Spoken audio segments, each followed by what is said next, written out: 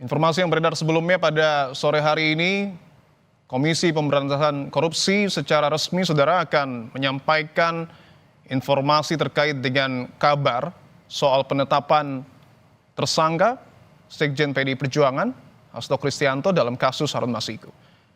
Ada juga tanggapan saudara dari juru bicara PDI Perjuangan Aryo Seno Bagaskoro yang mengatakan partainya atau PDI Perjuangan masih menunggu informasi resmi dari KPK terkait kabar penetapan tersangka Sekjen PDI Perjuangan Hasto Kristianto dalam kasus dugaan suap bersama Harun Masiku. Seno mengaku tidak tahu soal bocornya surat pemberitahuan dimulainya penyidikan atau SPDP dari KPK yang berisi penetapan tersangka terhadap Hasto Kristianto. Seno meminta KPK profesional dan memastikan tidak ada titipan politik atau upaya kriminalisasi di balik kasus ini.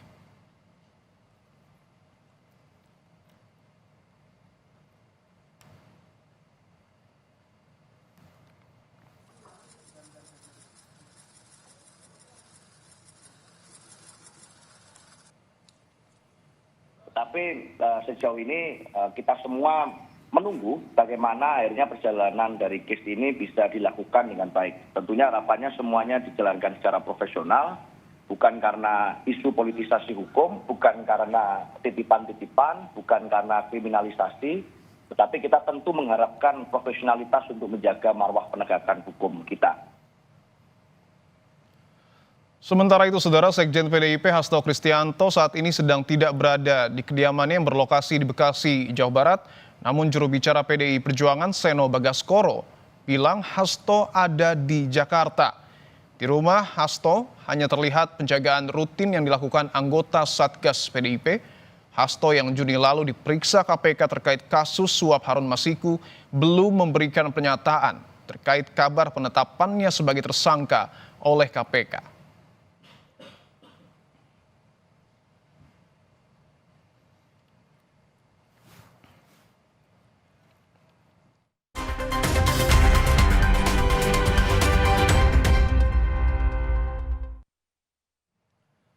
Saudara, kita ikuti keterangan resmi dari KPK terkait dengan penetapan tersangka Hasto Kristianto, Sekjen PDIP, terkait dengan kasus Harun Masiku.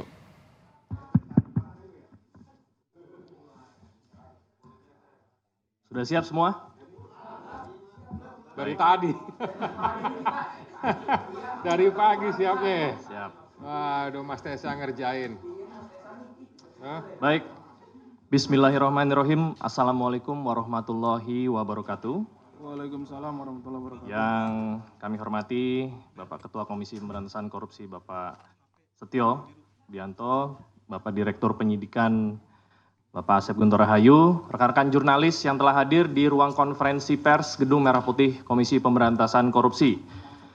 Pada sore hari ini KPK akan menyampaikan rilis pengembangan perkara tindak pidana korupsi memberi hadiah atau janji kepada pegawai negeri atau penyelenggara negara, yaitu Wahyu Setiawan selaku anggota KPU Republik Indonesia periode tahun 2017 sampai dengan tahun 2022 bersama-sama dengan Agustiani Tio F terkait penetapan anggota DPR RI terpilih 2019 sampai dengan 2024 yang dilakukan oleh tersangka Harun Masiku bersama-sama dengan Saiful Bahri.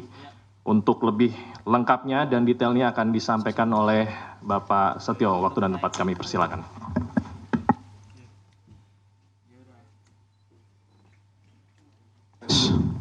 Udah dengar ya? Ya baik, terima kasih untuk Mas Tessa, rekan-rekan wartawan, jurnalis, koresponden semua dari beberapa media yang hari ini hadir. Assalamualaikum warahmatullahi wabarakatuh. Waalaikumsalam warahmatullahi wabarakatuh. Salam, Om Swastiastu, salam sejahtera untuk semuanya, salam sehat. Kesempatan sore ini saya akan menyampaikan penjelasan tentang pengembangan perkara tindak pidana korupsi memberi hadiah atau janji kepada pegawai negeri atau penyelenggara negara, yaitu Wahyu Setiawan selaku anggota Komisi Pemilihan Umum Republik Indonesia periode 2017 sampai dengan tahun 2022 bersama-sama dengan Agustiani Tio F terkait penetapan anggota DPR RI terpilih 2019-2024 yang dilakukan oleh tersangka Harun Masiku bersama-sama dengan Saiful Bahri. Saya yakin semua rekan-rekan sudah tahu karena ini merupakan perkara lama. Sebelumnya disampaikan bahwa tanggal 8 Januari 2020 KPK telah menetapkan 4 tersangka yaitu Harun Masiku, kemudian Saiful Bahri, Wahyu Setiawan, dan Agustiani. 3 dari 4 ini sudah dilakukan proses dan sekarang sementara sedang menjalani. Kemudian pada saat proses penyidikan terhadap perkara HM dan upaya pencarian DPO HM ini dilakukan secara sangat serius, juga dilakukan tidak mengenal waktu, bahkan banyak melakukan koordinasi dengan berbagai pihak. Penyidik menemukan adanya bukti keterlibatan saudara HK yang bersangkutan selaku Sekjen PDI Perjuangan dan saudara DTI selaku orang kepercayaan saudara HK dalam perkara dimaksud dengan poin-poin penjelasan sebagai berikut. Perbuatan saudara HK bersama-sama dengan saudara HM dan kawan-kawan dalam memberikan suap kepada Wahyu Setiawan dan Agustiani. Yang pertama, HK menempatkan HM pada Dapil 1 Sumsel, padahal HM berasal dari Sulawesi Selatan, tepatnya dari Toraja. Kemudian yang kedua, bahwa dalam proses pemilihan legislatif tahun 2019, ternyata HM hanya mendapatkan suara sebanyak 5.878, sedangkan caleg atas nama Rizky Aprilia mendapatkan suara sebanyak 44.402. Kemudian seharusnya memperoleh suara dari saudara Nasaruddin Kemas, ini almarhum pada saat itu meninggal. Ini adalah saudari Rizky Aprilia, ya, karena aturan seperti itu saat itu. Namun ada upaya-upaya dari saudara HK untuk berusaha memenangkan HM melalui beberapa upaya-upaya. Antara lain, saudara HK mengajukan judicial review kepada Mahkamah Agung, kemudian menandatangani surat yang bernomor 2576 tertanggal 5 Agustus 2019 perihal permohonan pelaksanaan putusan judicial review. Keempat, setelah ada putusan dari MA, KPU tidak mau melaksanakan putusan tersebut. Oleh sebab itu, saudara HK meminta fatwa kepada MA. Selain upaya-upaya tersebut, saudara HK secara paralel mengupayakan agar saudari Rizky mau mengundurkan diri untuk diganti dengan saudara HM. Namun upaya tersebut ditolak oleh saudari Rizky Aprilia. Saudara HK juga pernah memerintahkan Saiful Bahri untuk menemui Rizky Aprilia di Singapura dan meminta mundur. Namun hal tersebut juga ditolak oleh saudari Rizky Aprilia. Bahkan surat undangan pelantikan sebagai anggota DPR RI atas nama Rizky Aprilia ditahan oleh saudari HK dan meminta saudari Rizky untuk mundur setelah pelantikan. Oleh karenanya, upaya-upaya tersebut belum berhasil, maka saudara HK bekerja sama dengan saudara Harun Masiku, kemudian saudara Saiful Bahri dan saudara Hati DTI melakukan upaya penyuapan kepada Wahyu Setiawan dan Agustinus Tio, di mana diketahui Wahyu merupakan kader dari partai yang menjadi komisioner di KPU. Bahkan pada tanggal 31 Agustus 2019, saudara HK menemui Wahyu Setiawan untuk dan meminta memenuhi 2 usulan yang diajukan oleh saudara HK, yaitu yang pertama adalah Maria Lestari, Dapil 1 Kalbar, dan Harun Masiku, Dapil 1 Sumsel. Ini yang berhasil hanya untuk yang Kalbar saja. Kemudian dari proses pengembangan penyidikan ditemukan bukti petunjuk bahwa sebagian uang yang digunakan untuk menyuap berasal dari saudara HK. Bahwa dalam proses perencanaan sampai dengan penyerahan uang tersebut, saudara HK mengatur dan mengendalikan saudara Saiful Bahri dan saudara DTI dalam memberikan suap kepada Komisioner KPU Wahyu Setiawan. Saudara HK mengatur dan mengendalikan saudara DTI untuk menyusun kajian hukum pelaksanaan putusan MA dan surat permohonan pelaksanaan permohonan fatwa MA kepada KPU. Saudara HK mengatur dan mengendalikan saudara DTI untuk melobi anggota KPU agar dapat menetapkan HM sebagai anggota DPR RI terpilih dari Dapil 1 Sumsel. Saudara HK mengatur dan mengendalikan saudara DTI untuk aktif mengambil dan mengantarkan uang suap untuk diserahkan kepada Komisioner KPU melalui TIO.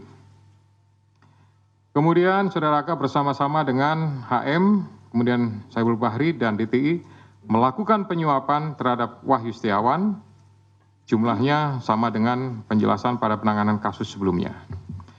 Atas perbuatan saudara HK tersebut, KPK selanjutnya melakukan proses ekspos dan lain-lain dan akhirnya menerbitkan surat perintah penyidikan bernomor Sprindik _153 _dik 0.00 01/12/2024 tanggal 23 Desember 2024 dengan uraian penyidikan perkara dugaan tindak pidana korupsi yang dilakukan oleh tersangka HK bersama-sama dengan Harun Masiku dan kawan-kawan berupa pemberian sesuatu hadiah atau janji kepada Wahyu Setiawan selaku anggota Komisi Pemilihan Umum Republik Indonesia periode 2017 sampai dengan 2022 bersama-sama dengan Agustiani Tio F terkait penetapan anggota DPR RI terpilih 2019-2024. Sebagaimana dimaksud pasal 5 ayat 1 huruf A atau pasal 5 ayat 1 huruf B atau pasal 13 Undang-Undang Nomor 31 Tahun 1999 tentang pemberantasan tindak pidana korupsi sebagaimana telah diubah dengan Undang-Undang Nomor 20 Tahun 2001 tentang perubahan atas Undang-Undang Nomor 31 Tahun 1999 tentang pemberantasan tindak pidana korupsi junto pasal 55 ayat 1 ke 1 KUH pidana. Atas perbuatan saudara DTI tersebut, KPK mengeluarkan surat perintah penyidikan nomor Sprindik 154 dik 0001/12/2024 tanggal 23 Desember 2024 dengan uraian sebagai berikut. Penyidikan perkara dugaan tindak pidana korupsi yang dilakukan oleh tersangka DTI bersama-sama dengan Harun Masiku dan kawan-kawan berupa pemberian sesuatu hadiah atau janji kepada Wahyu Setiawan selaku anggota Komisi Pemilihan Umum bersama-sama dengan Agustiani Tio F terkait penetapan anggota DPR RI terpilih 2019-2024 sebagaimana dimaksud pada pasal 5 ayat 1 huruf A atau pasal 5 ayat 1 huruf B atau pasal 13 Undang-Undang Nomor 31 Tahun 99 tentang pemberantasan tindak pidana korupsi sebagaimana telah dirubah dengan Undang-Undang Nomor 20 Tahun 2001 tentang perubahan atas Undang-Undang Nomor 31 Tahun 99 tentang pemberantasan tindak pidana korupsi junto pasal 55 ayat 1 ke 1 KUH pidana. Selain perbuatan tersebut di atas, saudara HK diketahui dan diduga melakukan perbuatan tindak pidana lain sebagai berikut. Bahwa pada tanggal 8 Januari 2020 pada saat proses tangkap tangan oleh KPK, saudara HK memerintahkan salah satu pegawainya di Jalan Sultan Syahrir yang biasa digunakan sebagai kantor untuk menelpon kepada HM dan memerintahkan supaya merendam HP dalam air dan segera melarikan diri.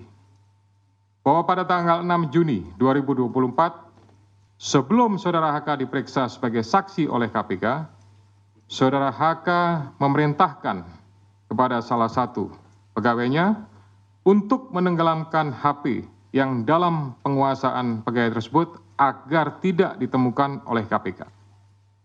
Saudara HK mengumpulkan beberapa saksi terkait dengan perkara HM dan mengarahkan, memberikan doktrin, memberikan penekanan agar saksi tidak memberikan keterangan yang sebenarnya, tidak melebar, dan tidak memberikan keterangan yang memojokkan kepada yang bersangkutan.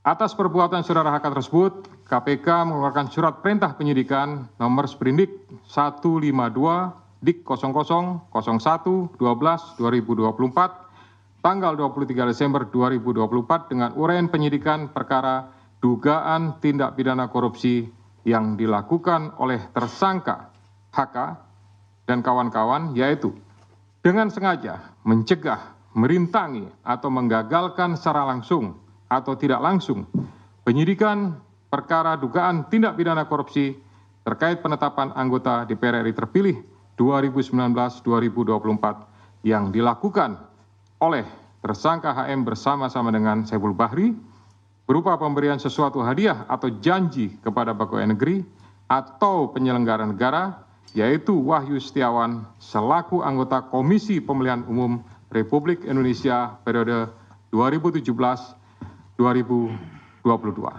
Bersama-sama dengan Agustiani Tio F sebagaimana dimaksud dalam pasal 21 Undang-Undang Nomor 31 Tahun 99 tentang pemberantasan tindak pidana korupsi sebagaimana telah diubah dengan Undang-Undang Nomor 20 Tahun 2001 tentang perubahan atas Undang-Undang Nomor 31 Tahun 1999 tentang pemberantasan tindak pidana korupsi junto pasal 55 ayat 1 ke 1 KUH pidana. Demikian rekan-rekan media semua yang dapat kami jelaskan pada sore hari ini. Saya didampingi dengan Direktur Penyidikan Pak Asep. Ya, selanjutnya saya kembalikan kepada Pak Jubir, Pak Tesa untuk pengaturan diskusi pada pelaksanaan konferensi pers sore ini. Terima kasih. Assalamualaikum warahmatullahi wabarakatuh. Waalaikumsalam warahmatullahi wabarakatuh. Baik, terima kasih banyak untuk Pak Ketua. Selanjutnya kita persilahkan sesi pertama terlebih dahulu 3 penanya untuk perkara yang baru saja dipaparkan. Ya, nggak keluar dari perkara yang baru saja dipaparkan. Silakan. Mas Chandra dulu.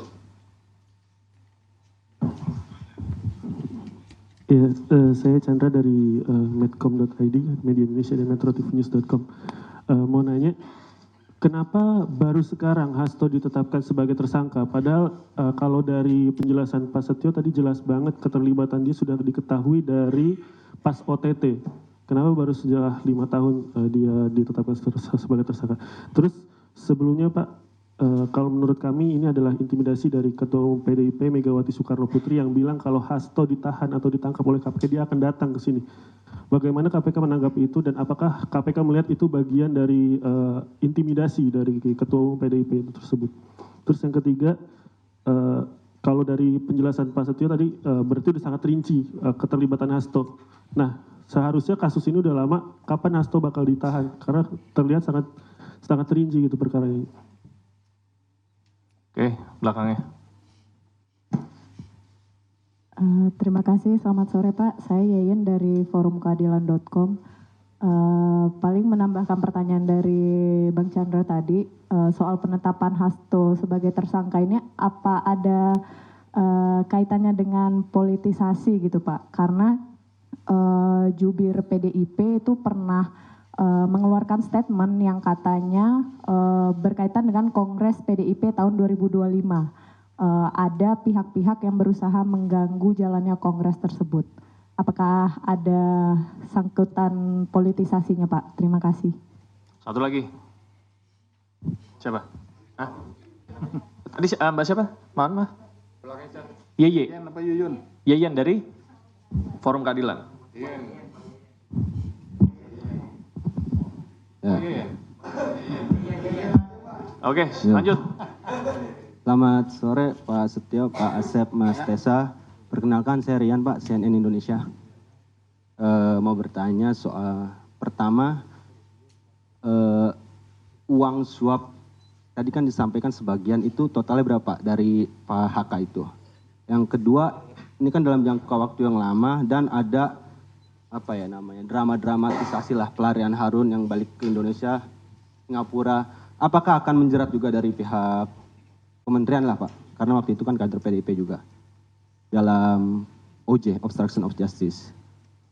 Yang ketiga, dalam menindaklanjuti sprindik baru ini, apakah KPK sudah berkirim surat ke imigrasi mengenai pencegahan ke luar negeri terhadap HK dan DTI ya dari Doni Tri Istiqomah? Dan keempat Pak, di luar kasus ini kan baru lagi Pak, saya menemukan pengumuman tersangka ini langsung gitu Pak.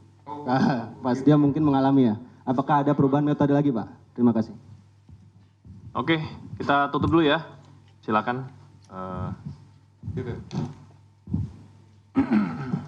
Ya baik, pertama kenapa baru sekarang? Ya, jadi kalau rekan-rekan melihat, gitu, kasus ini kan sejak 2019 sudah ditangani, gitu. Tapi kemudian baru sekarang. Ini karena kecukupan alat buktinya, gitu. Tadi sebagaimana sudah saya jelaskan di awal, penyidik lebih yakin, gitu. Kemudian setelah pada tahap proses pencarian PPU Harun Masiku, gitu, ada kegiatan pemanggilan, kemudian ada kegiatan pemeriksaan, ada kegiatan penyitaan terhadap barang bukti elektronik. Nah, disitulah kemudian kita mendapatkan banyak bukti dan petunjuk yang kemudian menguatkan keyakinan penyidik untuk melakukan tindakan, untuk mengambil keputusan, ya tentu melalui proses tahapan-tahapan sebagaimana yang sudah diatur di Kedeputian Penindakan, baru kemudian diputuskanlah ya terbit surat perintah penyidikan, gitu. Jadi sebetulnya alasan pertimbangan itu. Kemudian sampaikan masalah intimidasi, ya kami murni melakukan proses penegakan hukum saja, gitu ya. Saya yakin Kedeputian Penindakan sudah melakukan ini dan ini juga menurut saya bagian daripada isi dari memori serah terima yang kami terima dari pejabat lama. Jadi sebenarnya kami juga tinggal melanjutkan sajalah, kira-kira seperti itu. Terakhir tadi Mas Janet sampaikan penjelasan sudah sangat rinci, kemudian kapan ditahan, tentu itu nanti Pak Asep yang akan menentukan. Pimpinan juga tidak punya kewenangan untuk melakukan intervensi kepada penyidik, karena penyidik adalah independen, gitu. Silahkan nanti Pak Asep kalau mau tambahkan terkait masalah kapan ditahan, tapi pastinya ya kita melakukan proses itu sesuai dengan ketentuan yang ada. Kemudian tadi Mbak En sampaikan apakah penetapan ini ada politisasi, ini sama jawabannya murni penegakan hukum, gitu. Kemudian di Kongres ada pihak-pihak yang akan mengganggu. Selama ini ya kami pimpinan sama sekali tidak ada informasi, masukan dan lain-lain terkait masalah Kongres apa segala macam. Kami hanya mendengarkan proses ekspos dan jalannya ekspos. Alhamdulillah, puji syukur kepada Tuhan dihadiri oleh semua pimpinan lengkap, termasuk dari kedeputian yang lain. Ya, jadi posisinya artinya kedeputian di penindakan, tapi dari direktoratnya lengkap, gitu. Ya, sehingga menurut saya keputusannya diambil secara bulat dan itulah yang menjadi sprindik tersebut. Kemudian uang suap sebagian dari HK, ya itu dari hasil yang sudah kami dapatkan saat ini, tapi itu nanti akan menjadi bagian inti daripada materi pemeriksaan yang akan dilakukan oleh para penyidik. Kita akan lakukan, saya mengingatkan kepada para penyidik untuk melakukan proses penyidikan secara profesional. Kemudian Kan dijerat di kementerian ya, karena yang akan dijerat ya itu saya kira nanti Pak Asep lah akan secara teknis.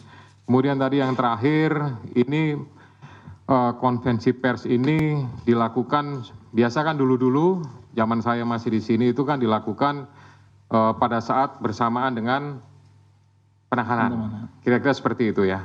Nah, berdasarkan kebijakan pimpinan sekarang, dalam rangka akuntabilitas dan mempertanggungjawabkan kepada seluruh masyarakat, yaitu ya segera sesaat setelah sprindik itu dibuat, yaitu kita tidak akan menunggu sampai dengan masa diumumkannya penahanan, itu nanti akan diumumkan, disampaikan. Supaya juga para pihak yang terlibat sudah tahu statusnya seperti apa, karena ini sebagai bagian daripada pertanggungjawaban penyidik, pertanggungjawaban secara institusi kelembagaan KPK untuk bisa menyampaikan kepada masyarakat tentang kegiatan yang sudah dilakukan. Kami tidak ingin ini menjadi sesuatu yang ya istilahnya ada informasi yang, mohon maaf kalau saya menyampaikan istilahnya agak liar gitu ya, ini bertanya apa segala macam, lebih baik nanti sesaat setelah, nah sesaat setelah itu kan bisa 1 hari, 2 hari atau mungkin 1 minggu, itu nanti tentu dari kedeputian penindakan yang akan menyarankan kepada juru bicara untuk pengaturan kapan dilaksanakannya. Tapi prinsipnya itu bagian daripada akuntabilitas KPK kepada masyarakat. Demikian ya. Ya, silakan mungkin Pak Asep menambahkan beberapa hal tadi dari 3 teman-teman yang bertanya.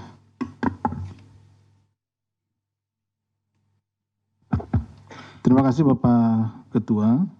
Yang saya hormati Pak Ketua, Pak Jubir dan rekan-rekan sekalian yang berbahagia, para jurnalis.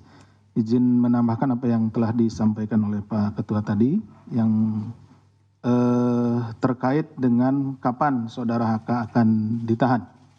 Jadi rekan-rekan sekalian, bahwa sprindik yang kami terbitkan pada tanggal 23 kemarin itu merupakan pengembangan penyidikan dari perkaranya Harun Masiku. Jadi saksi-saksi yang saat ini atau keterangan-keterangan yang ada, yang kami himpun, yang tadi Mas Chandra bilang ini sudah lengkap dan lain-lain, itu keterangan-keterangan di mana para saksi itu dipanggil di sprindiknya Harun Masiku. Ya, sehingga nanti untuk sprindik yang baru ini kita tentunya akan memanggil kembali mereka dengan dasar sprindik yang baru ini, sehingga diperlukan waktu untuk melakukan pemanggilan dan meminta keterangan kepada para saksi, dan juga kami akan melakukan penyitaan di mana juga itu yang barang bukti itu juga terkait di perkaranya HM, sehingga diperlukan waktu. Ditunggu saja nanti ya Mas Chandra untuk penahanannya, pasti kita akan kabari seperti itu. Kemudian terkait juga dengan masalah tadi, apakah dari kementerian dan lain-lain akan dilakukan. Pokoknya seperti yang biasa kita lakukan di dalam penyidikan, kalau ditemukan tindak pidana baru yang dilakukan oleh siapapun itu, ya maka orang itu harus mempertanggungjawabkannya. Tentunya kita akan melalui proses yang ada di sini, mulai dari jenjang direktorat, dilakukan ekspos, kemudian ke kedeputian dan juga ke pimpinan, seperti halnya untuk penetapan tersangka Saudara HK pada hari ini. Jadi melalui jenjang yang ada. Artinya ketika ditemukan, jadi tidak hanya di kementerian, dimanapun jika diketemukan tindak pidana korupsi atau yang berkaitan dengan tindak pidana ini akan kita proses. Kemudian terkait dengan cekal tadi mungkin yang ini Mas Chandra, jadi seperti yang diketahui pada SOP yang kita miliki atau POB yang kita miliki, ketika ini naik juga diikuti dengan pencekalan, ya, pencekalan terhadap yang bersangkutan, kemudian juga terhadap orang-orang yang memang berkaitan dan kita duga bahwa dia memiliki informasi dan akan menyulitkan apabila dia berada atau keluar negeri, seperti itu. Jadi pencekalan serta-merta kita lakukan. Pencekalan itu seperti biasanya 6 bulan, nanti kan bisa diperpanjang seperti itu. Tidak hanya orang tertentu ya, memang itu semuanya seperti itu gitu, Mas Chandra. Mungkin itu yang bisa kami sampaikan, menambahkan dari Pak Ketua. Terima kasih. Assalamualaikum warahmatullahi wabarakatuh. Baik, stop. Ada aturan mainnya. Sesi kedua. Oke, tadi dinunjukin atas Mas siapa? Bayu ya? Bayu. Ya. Tanya biar temannya dapat bagian. Ya. Pertanyaan. Selamat sore Pak Setio, Pak Sep, dan Mas. Mohon izin saya Bayu ingin menanyakan ini terkait dengan kasus yang sekarang ini kan Hasto Kristianto ini dia juga berkontribusi dalam proses penyuapan tersebut. Pertanyaannya adalah kenapa Hasto ngotot mengajukan Harun Masiku menjadi anggota DPR? Apakah sejauh ini KPK sudah menemukan motif dibalik kenapa PDIP sengaja ngotot untuk mengajukan Harun Masiku menjadi anggota DPR? Mengingat background Harun Masiku ini adalah seorang advokat, apakah jangan-jangan Harun Masiku memegang sejumlah kunci kasus-kasus lain yang juga melibatkan elit PDIP? Terus untungnya apa buat PDIP ketika Harun Masiku menjadi anggota DPR? Terus yang terakhir terkait dengan pemeriksaan selanjutnya, apakah KPK akan memanggil para pihak terkait hingga sekelas elit, termasuk Ketua Umum PDIP terkait kasus ini? Terima kasih. Oke, dari mana? Itu tuh. Yang pakai topi.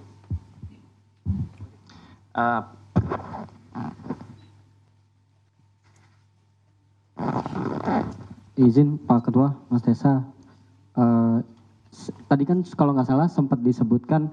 Siapa dari mana? Oh ya, Fadil dari Detikom. Tadi kalau nggak salah sempat disebutkan bahwa HK ini sempat mengetahui soal OTT. Apakah si HK ini, apakah OTT ini sempat bocor sampai kemudian si HK ini mengetahui adanya OTT tersebut.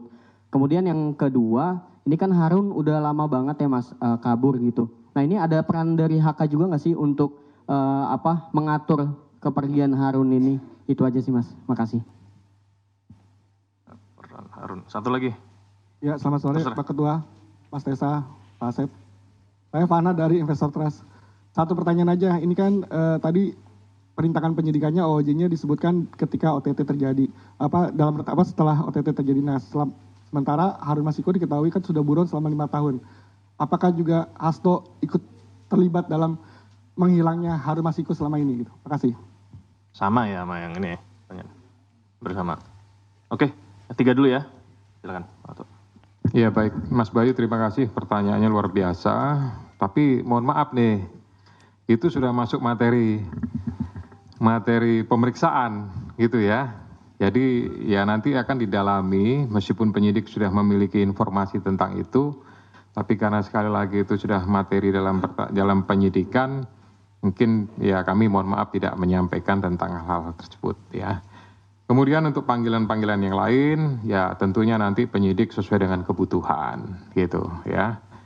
Tidak memaksakan tapi juga tidak menghantarkan, pastinya mana yang dibutuhkan itulah yang akan dilakukan pemeriksaan-pemeriksaan. Kemudian tadi masalah UTT apa segala macam karena prosesnya harus flashback lagi kepada kegiatan di 2019 ya.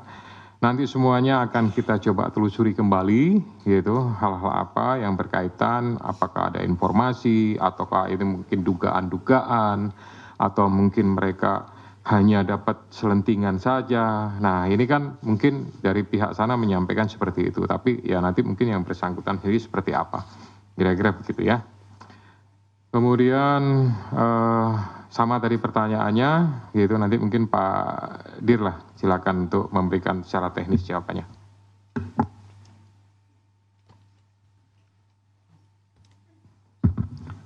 Terima kasih Pak Ketua. Mohon izin menambahkan Bapak.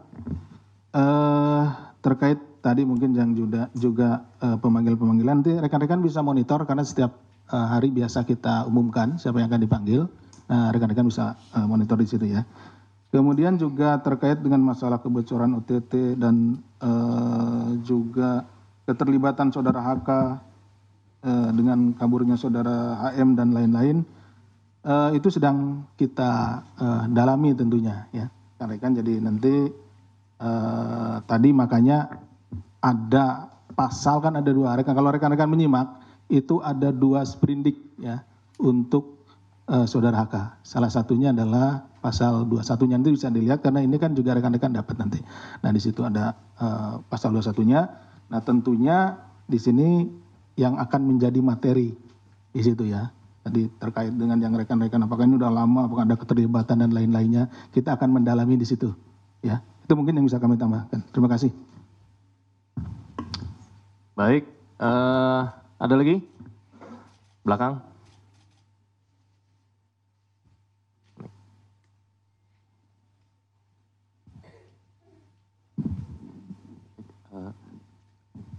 Aduh. Selamat sore Mas Desa, Pak Ketua, Pak Sasep. Saya Ade dari Tempo. Mau menegaskan aja untuk perkara OOJ-nya HK ini, berapa tersangka yang ditetapkan oleh KPK. Karena kan kita tahu bahwa kemarin-kemarin juga tim hukumnya PDIP melakukan perlawanan lah ya, melaporkan ke Dewas, terus menggugat ke pra-peradilan dan segala macam gitu. Apakah itu juga menjadi bagian dari upaya perintangan penyidikan yang dilakukan terhadap HK gitu? Apakah memang KPK melihat ke arah situnya gitu? Mungkin itu aja pertanyaannya. Terima kasih. Lagi? Cukup ya? Akhir ya? Oke. Gitu ya. Mas siapa dari Tempo? Mas Ade. Ya. Jadi prinsipnya kami berharap bahwa para pihak yang terlibat secara langsung maupun tidak langsung bisa bekerja sama. Kemudian yang lebih penting adalah patuh hukum, ya, tidak memberikan opini-opini yang bersifat kontraproduktif, gitu ya, tidak memberikan sebuah hal-hal yang ya penilaian-penilaian yang tidak berhubungan dengan pokok perkara. Ya, para pihak tentunya memiliki hak ya sesuai dengan pasal-pasal yang diatur dalam KUHP. Kalau memang itu silahkan digunakan, tapi prinsipnya segala sesuatunya kami melaksanakan proses penegakan hukum ya secara murni, secara profesional. Kira-kira seperti itu ya. Ya Pak Asep mau tambahan? Silakan. Mohon izin menambahkan Pak Ketua, Mas Ade, jadi di pasal obstruction of justice, OJ yang dimaksudkan, Ya, itu berapa tersangka tadi? siap disampaikan. Jadi pertama tentu kita akan fokus dulu kepada apa yang perbuatan-perbuatannya yang ada dulu. Nanti perkembangannya pasti akan kita sampaikan ya Mas Ade. Jadi seperti apa? Nah yang sekarang sedang kita susun memang betul-betul, karena ini tidak boleh juga kita sembarangan, kita harus benar-benar profesional dalam melakukan ini. Jadi setiap perbuatannya akan kita uji apakah itu memang berkaitan langsung dengan terhalangnya proses penyidikan yang kita lakukan terhadap saudara HM gitu ya. Jadi nanti ditunggu saja ya. Oke, Mas Ade. Baik, rekan-rekan sekalian, terima kasih banyak atas kehadirannya. Rilis perdana oleh Bapak Ketua kita yang baru, pimpinan kita yang baru. Ke depan tentunya kita akan sampaikan rilis-rilis lagi, baik itu penetapan tersangka maupun hal-hal lain ya, termasuk pencekalan. Untuk itu sesi ini kami tutup. Wabillahi taufiq wal hidayah. Wassalamualaikum warahmatullahi wabarakatuh. Assalamualaikum warahmatullahi wabarakatuh. Ada dua kasus yang tadi disinggung oleh KPK yang menjerat Sekjen PDI Perjuangan Hasto Kristianto. Yang pertama adalah soal dugaan kasus suap yang melibatkan tersangka Harun Masiku yang saat ini statusnya masih DPO. Yang kedua adalah perintangan penyidikan. Tadi sempat disebutkan alasan kenapa baru sekarang penetapan Hasto Kristianto sebagai tersangka. Menurut KPK, ini mengikuti kecukupan alat bukti yang dikumpulkan KPK selama pencarian Harun Masiku. Mulai dari penyitaan barang bukti hingga pemanggilan saksi, itu yang menjadi bekal yang menguatkan KPK dalam penetapan tersangka yang baru dilakukan pada Desember 2024. Dan informasi soal penetapan Sekjen PDIP Hasto Kristianto sebagai tersangka akan kami lanjutkan usai jeda berikut ini.